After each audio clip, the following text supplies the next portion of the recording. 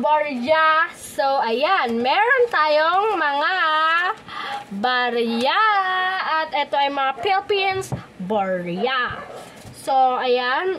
Ito ay ang mga BSP na 1 piso na commemorative. So, ayan. Ito ang unang-una dito sa ating harapan ay ang ASEAN 2017 ASEAN Chairmanship. Ayan. Meron akong 4 na ganito, guys. Ito ay year 2017. Ang harap nito ay ang ASEAN logo. Ayan. ASEAN logo. Tapos, ang likod naman ay makikita mo ang monumento ni Rizal sa Luneta Park. Then, meron naman tayo dito ang 150th birth anniversary ni Rizal.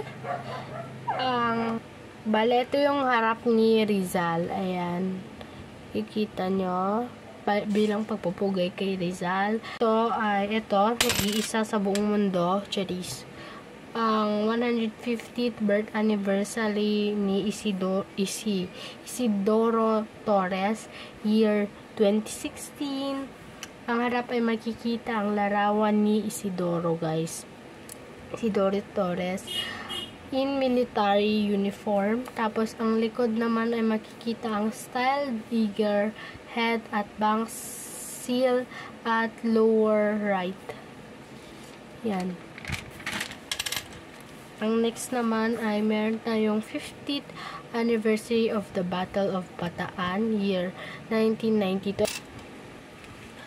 So, ayan, ang update dito ay yung mga ganito kaganda na coin, nagkakakalagay ng 100 pataas, kapag naman, kung hindi naman is, hindi na mabasa yung nagkakalaga lang ng 50 pesos. Bale, kapag parang rare naman, ito ay nagkakahalaga ng 500 pataas. So, ayan lang, guys. Thank you for watching. Subscribe. At see you again sa mga next videos natin. Ayan. Comment, like, and share for more videos. Subscribe.